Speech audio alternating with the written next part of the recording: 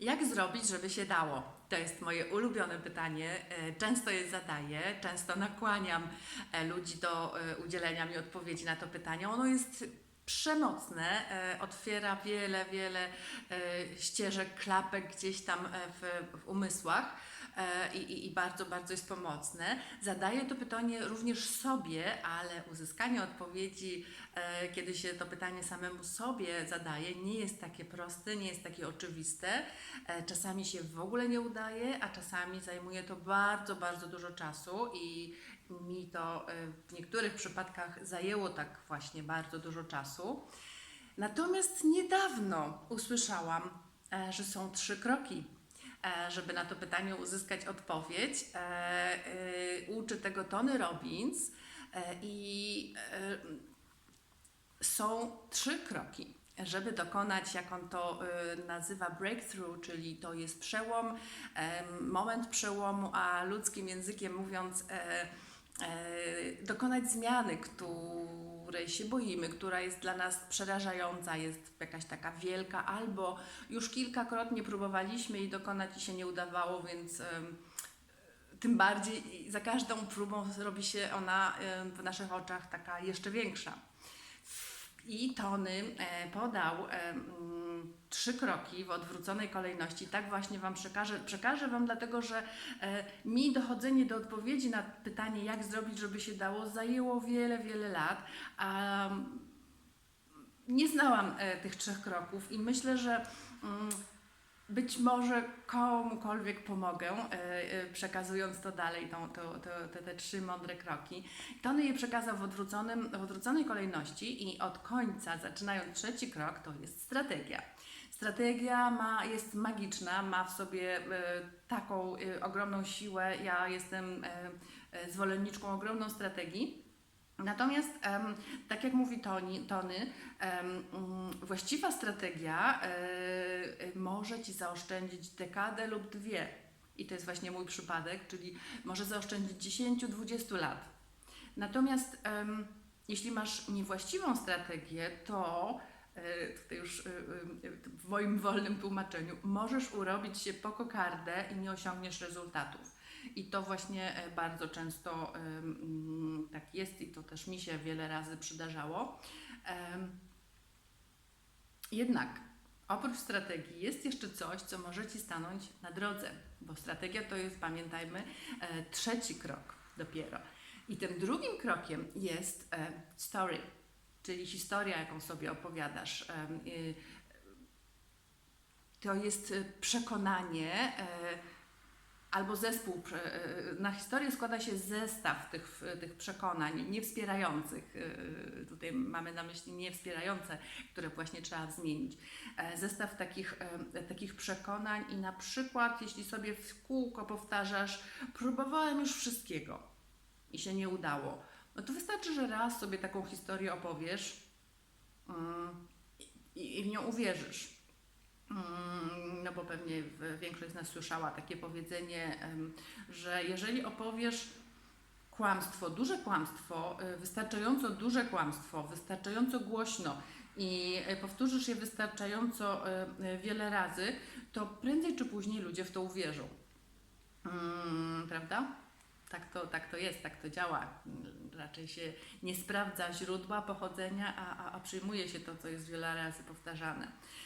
Tak samo jest zresztą z podświadomością, że ona się nie zna na żartach i jeżeli jej sobie powtarzamy na przykład niewspierające jakieś przekonania, jakieś takie stwierdzenia, to ona w to uwierzy, a jak sobie powtarzamy, niekoniecznie musimy w to wierzyć, jakieś wspierające, pozytywne, to prędzej czy później też w nie uwierzymy.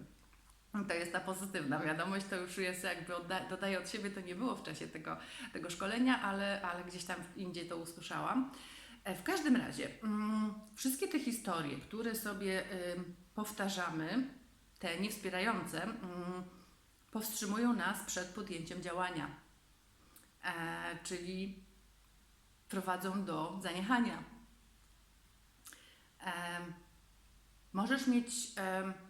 Zdarza się, że na przykład masz świetną strategię, która mogłaby zadziałać, ale jeśli w nią nie wierzysz, jeżeli jej nie dostrzeżesz, no to ona nie zadziała, nie wprowadzisz jej w życie. Także cokolwiek sobie opowiadasz, jakąkolwiek historię sobie opowiadasz, to w nią uwierzysz.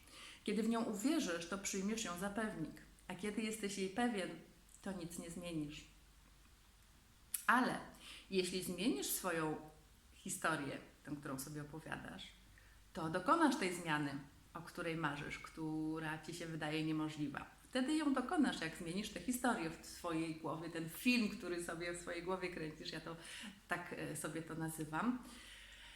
I w związku z tym, co wpływa na to, co może wpłynąć na te historie, które sobie opowiadamy, co je kontroluje, jak można to zmienić, jak na to wpłynąć. I tutaj dochodzimy do punktu pierwszego, który po angielsku się nazywa state, czyli stan. Chodzi tutaj o stan psychiczny, stan emocjonalny. To jest zawsze stan razem z tymi historiami, to zawsze jest klucz do spowodowania, żebyśmy zastosowali strategię.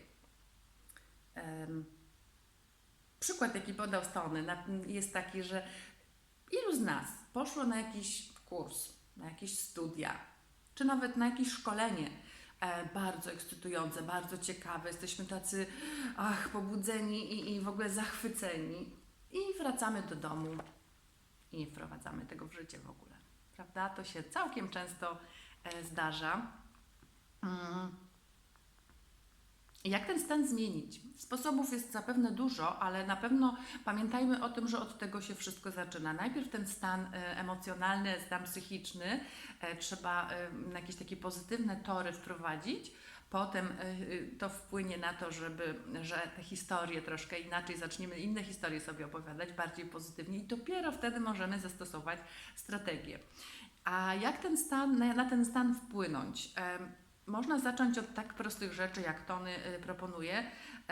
Jakiś ruch fizyczny. To może być na przykład wstajesz od biurka i robisz parę podskoków, albo wymachy ramionami kilka razy. To już gdzieś tam dodaje energii, pobudza jakieś obszary w mózgu i chyba rozpoczyna się wydzielanie endorfin, które prowadzą właśnie do rozpoczęcia tego procesu, gdzie te pozytywne myśli zaczynają do nas napływać, kiedy zaczynamy sobie te scenariusze tych historii pisać takie bardziej pozytywne. To oczywiście jest proces, to wymaga czasu, ale nie przeskoczymy tego. To trzeba zrobić. Co tu jeszcze, żeby nie pominąć? Bardzo ważna rzecz. Jeżeli zaczniesz jednak najpierw od szukania strategii, a nie jesteś we właściwym, odpowiednim stanie, w takim pozytywnym stanie, to te Twoje stare historie wypłyną na wierzch. Także one wrócą. Nie zaczynamy od strategii, to jest krok trzeci.